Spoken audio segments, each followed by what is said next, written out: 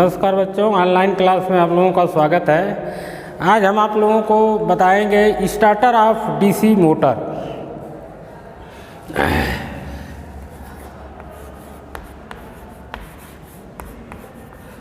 Starter of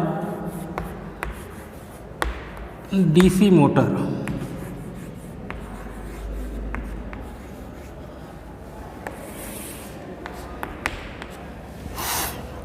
ये starter क्या होता है?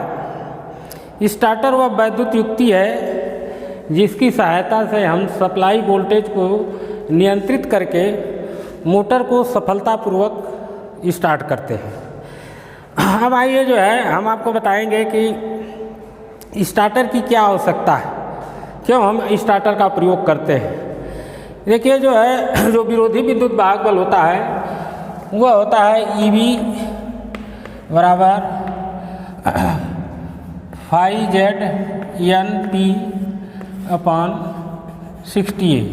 ठीक है, इस समीकरण में जो जेड पी अपॉन 60A यानी कि यह आपका जो है जेड पी अपॉन 60A, यह क्या होता है? किसी भी डीसी मशीन के लिए स्थिर होता है। एक बार अगर मशीन डिजाइन कर दी गई तो इसमें परिवर्तन नहीं किया जा सकता, यानी कि यह जो है जेड पी अपॉन 60 क्या है? यह कांस्टेंट होता है।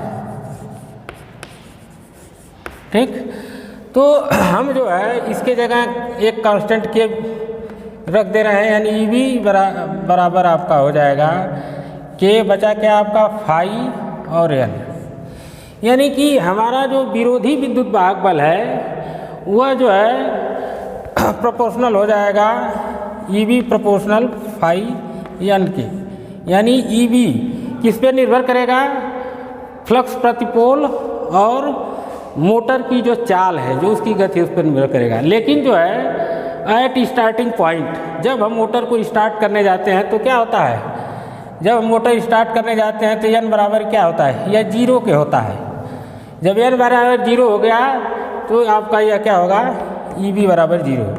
यानी कि जब हम मोटर स्थिर अवस्था में है, जब मोटर को हम स्टार्ट करने जाते हैं तो विरोधी विद्युत वाहक बल का मान 0 होता है। और विरोधी विद्युत वाहक बल का कार्य क्या होता है? जो आपका मोटर का समीकरण है B बराबर EB प्लस IARA। ठीक है, अब देखिए जो है यह क्या है? जो हम सप्लाई वोल्टेज मोटर को देते हैं वह विरोधी विद्युत वाहक बल पर विजय प्राप्त करता है तथा IARA वोल्टेज जो है मोटर के आर्मेचर में ड्रॉप हो जाता है। अगर यहाँ जो है EB बराबर 0 हो जाएगा या अगर 0 है एट स्टार्टिंग पॉइंट पे, तो I आर्मेचर करंट कितना हो जाएगा? B upon RA।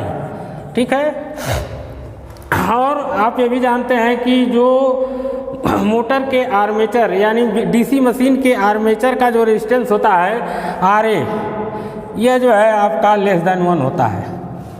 ठीक, अगर आपका सप्लाई वोल्टेज जो है 240 वोल्ट है तो यहाँ से अगर हम धारा निकालेंगे तो IA बराबर 240/1 मैक्सिमम जो है आर्मेचर रेजिस्टेंस एक आप ले सकते हैं, इससे ज़्यादा नहीं होता है। तो आपका क्या हो जाएगा? स्टार्टिंग करंट 240 एम्पियर, यानी कि 240 एम्पियर की करंट मोटर स्टार्टिंग में लेगी। इसीलिए इस स्टार्टिंग करंट को हम सीमित करने के लिए जो है स्टार्टर का प्रयोग करते हैं। ठीक है, अगर जो है मोटर रन करने लगती है, अपने सामान्य चल पर चलती है, तब उस समय क्या होता है? जब मोटर सामान्य चाल पर रहती है तब EB बराबर लगभग 220 वोल्ट से 230 वोल्ट जो है मोटर के आर्मेचर में बनता है। अपने आप जो है करंट आपका रिलीज हो जाएगा, तब क्या होगा आपका? IA बराबर V minus EB upon RA।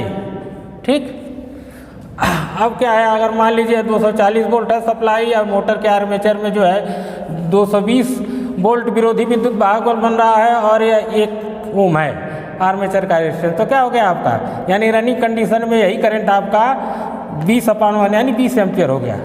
ठीक है, तो हम जो है स्टार्टिंग मोटर को स्टार्ट करने के लिए हम ये एक व्यवस्था करते हैं जिससे कि मोटर को स्टार्टिंग के समय उसके आर्मेचर में प्रतिरोध का मान बढ़ाते हैं। बाइंडिंग में प्रतिरोध का मान बढ़ा नहीं पाएंगे, ठीक है, मोटर के आर्मेचर बाइंडिंग में नहीं बढ़ा पाएंगे। अगर आर्मेचर बाइंडिंग में प्रतिरोध का मान बढ़ाएंगे तो कॉपर लॉस बढ़ जाएगा I²Ra, तब मोटर की इफिशियंसी घट जाएगी।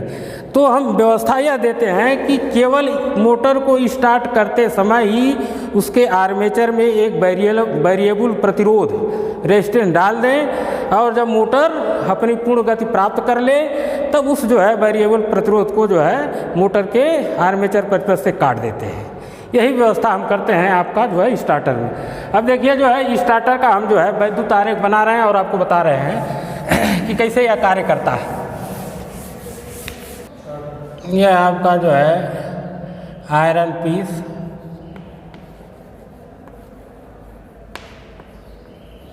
यह हैंडल, देखिए जो है यह आपका 3 पॉइंट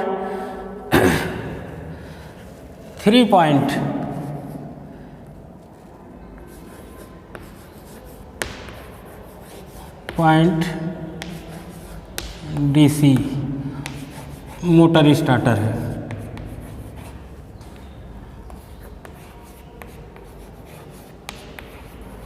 ठीक है, इसमें देखिए स्टार्टर में जो है 3 पॉइंट होते हैं। यह आपका देखिए स्टार्टर है, एक डिब्बे में रहेगा, यह वाला हिस्सा आपका, यह जो है इतना, यह जो हम जो डॉटेड कर रहे हैं यह रहेगा आपका अंदर। ठीक है,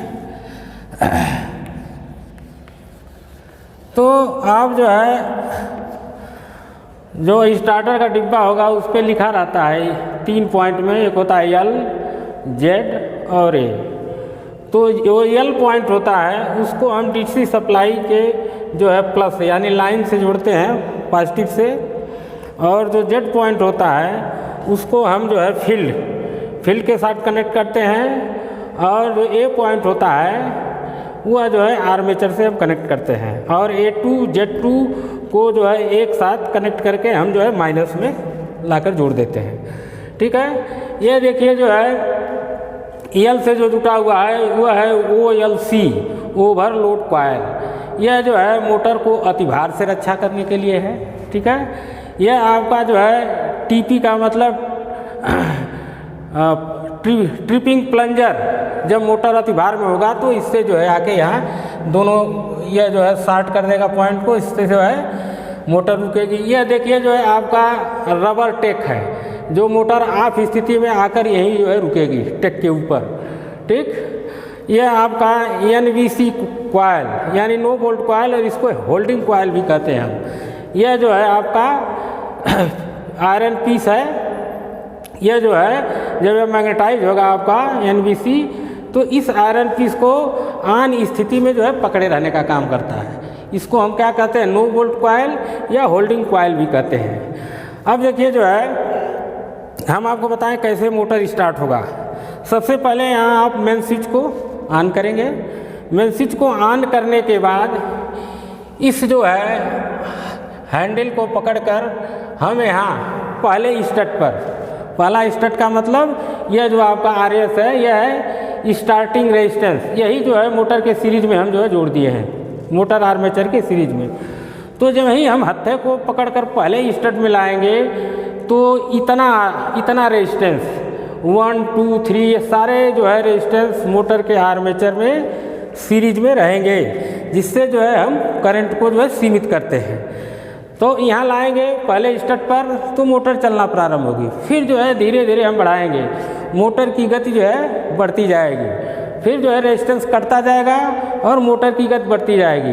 तो जब धीरे धीरे जो है मोटर सामान्य स्थिति यानी अपनी नॉर्मल चाल प्राप्त कर लेती है, तब हम हैंडल को यहाँ लाते हैं। तो यह जो NVC कॉइल है यह क्या करता है, इस जो आपका आयरन पीस है इसको जो है पकड़ लेता है, क्योंकि यह जो है मैग्नेटाइज हो जाता है। ठीक है, यह सिलिकॉन मिश्र धातु का बना होता है, और इसी के ऊपर हम जो है एक कॉइल जो है लपेट के इसमें जो है धारा प्रवाहित करते हैं। तो यह क्या करेगा, इसको जो है पकड़ लेता है। ठीक, और जब जो है मान लीजिए सप्लाई कट गई, तब यह क्या करेगा, यह जो NVC है यह डीमैग्नेटाइज हो जाता है और इस आयरन पीस को छोड़ देगा, और ये स्प्रिंग के सहारे यह मोटर का हैंडल जो है ऑफ स्थिति में आ जाता है। ठीक है, तो यह जो आपका NBC है, पहला तो कार्य करता है हैंडल को पकड़े रखने का कार्य। ठीक है, दूसरा जो है नो बोल्ट यानी शून्य भार जो है रक्षण भी यही प्रदान करता है। अगर जो है सप्लाई कट गई तो ये क्या करेगा, डीमैग्नेटाइज होकर जो है इस आयरन पीस को छोड़ देगा और यह हैंडल ऑफ स्थिति में आ जाएगा। दूसरा जो है आपका एक यह है, यह कौन सा कॉइल है, वो ओवरलोड कॉइल, OLC कॉइल। यह जब मोटर जो है अति भार यानी या कहीं शॉर्ट सर्किट हो गया, कहीं से जो है कहीं अर्थ कर गया, तो अगर मोटर जो है अपनी निर्धारित धारा, जो इसकी निर्धारित धारा यानी फुल लोड करंट जो है उससे अगर ज़्यादा धारा लेगी, तो यह देख रहे हैं ट्रिपल प्लंजर, यह जो है एक निश्चित दूरी पे, निर्धारित दूरी पे जो है इसको हम लोग रखते हैं। ठीक है, कि जब धारा का मान बढ़ेगा तो यह जो ओवरलोड कॉइल है, यह इसमें इतना जो है आकर्षण शक्ति आ जाती है मैग्नेटाइज होकर कि इस ट्रिपिंग प्लंजर को जो है अपनी तरफ आकर्षित कर लेता है। जब यह ट्रिपिंग प्लंजर को अपनी तरफ आकर्षित करेगा तो यहाँ देख रहे हैं आप, यह दो पॉइंट हैं, यह जो है शॉर्ट हो जाएंगे। जब यह पॉइंट शॉर्ट हो जाएंगे तब यह जो है आपका NBC में कोई धारा नहीं प्रवाह होगा, तब यह जो है क्या करेंगे, यह डीमैग्नेटाइज हो जाएगा और इस आयरन पीस को छोड़ देगा और मोटर बंद हो जाएगी। इस तरह से यह ओवरलोड कॉइल क्या करता है कि हैंडल की सहायता से, स्प्रिंग की सहायता से और NBC की सहायता से ओवरलोड पे जो है मोटर का रक्षण करता है। ठीक है, अब देखिए जो है अब स्टार्टर में एक और रक्षण होता है। यह तो हो गया आपका नो बोल्ट की स्थिति में जो है, यानी जब वोल्टेज नहीं है तब उस तरह रक्षण करेगा, शून्य भार रक्षण और यह ओवरलोड रक्षण। तीसरा जो है स्टार्टर एक काम और करता है जो अतिचाल से रक्षण, यानी अगर मोटर जो है अपने निर्धारित स्पीड से ज़्यादा चलना प्रारंभ करेगी तो होगा क्या कि यह जो है यहाँ से यह डीमैग्नेटाइज होता है। कैसे डीमैग्नेटाइज होगा, देखिए जो आपकी गति होती है, मोटर की गति क्या होती है, N = 1/φ। ठीक है, यानी अगर फाई का मान कम होगा तो मोटर की गति बढ़ेगी। क्योंकि यह आपका NBC कॉइल इस जो है फील्ड वाइंडिंग है मोटर की, उसके सीरीज में जुड़ा हुआ है, देख रहे हैं। यानी और फ्लक्स किस पे निर्भर करता है, IF ∝ φ। यानी कि अगर जो है इस फील्ड में करंट का मान कम होगा तब जो है फ्लक्स का मान कम होगा, और फ्लक्स का मान जब कम होगा तो मोटर की गति बढ़ जाएगी। तो अगर जब ही इसमें निर्धारित करंट से ज़्यादा करंट कम होगी, अगर जितना निर्धारित करंट है फील्ड में जितना आना चाहिए, अगर उससे कम करंट आएगा तो क्या होगा, मोटर की गति बढ़ेगी। और जब ही मोटर की गति बढ़ना चाहेगी, यह NBC क्या है, यह डीमैग्नेटाइज होना शुरू हो जाएगा। इसमें वह सामर्थ्य नहीं रह जाएगी करंट कम होने की वजह से कि आयरन पीस को पकड़े रखे। यानी कि जब मोटर की चाल बढ़ना शुरू होगी तब उस स्थिति में भी ये जो है डीमैग्नेटाइज होकर आयरन पीस को छोड़ देगा। इस तरह से आपका जो है यह स्टार्टर जो है आपका तीन चीज़ जो है, तीन रक्षण प्रदान करता है। पहला कार्य तो यह करता है मोटर को सफलतापूर्वक प्रारंभ करता है।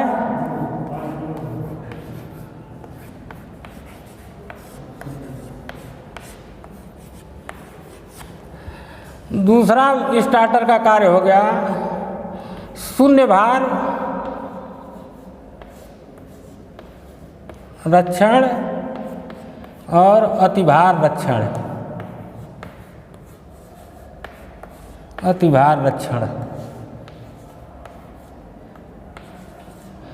प्रदान करता है।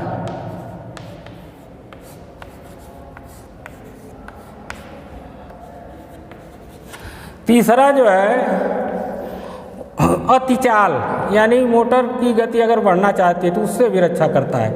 अतिचाल रक्षण। तो इस तरह से डीसी मोटर का स्टार्टर यह 3 कार्य करता है। हाँ, एक चीज़ और आप लोग जान लीजिए कि जैसे जो फ्रैक्शनल हार्स पावर मोटर होते हैं, 1 HP से नीचे होते हैं, उसमें हम स्टार्टर का प्रयोग नहीं करते हैं, उनको डायरेक्ट हम मेन स्विच से स्टार्ट करते हैं। उसका कारण भी है कि जो छोटे मोटर रहते हैं उनके आर्मेचर की बाइंडिंग जो है बहुत पतले महीन तार से की जाती है, तो ऑलरेडी जो है उनके आर्मेचर का रेजिस्टेंस इतना होता है कि वह जो है बियर कर लेता है, ठीक है, धारा नहीं ज़्यादा ग्रहण करता। दूसरा, जो छोटे मोटर हैं उनकी जो है मोमेंट ऑफ इनर्शिया बहुत कम होती है, वह जो है अपना 1 ही सेकेंड में अपनी गति को प्राप्त कर लेते हैं नॉर्मल स्पीड को, और उनके आर्मेचर में विरोधी विद्युत भार बल तुरंत बनने लगता है। इस तरह से हम जो फ्रैक्शनल हार्स पावर के मोटर हैं उनको हम बिना स्टार्टर के मेन स्विच से स्टार्ट कर देते हैं।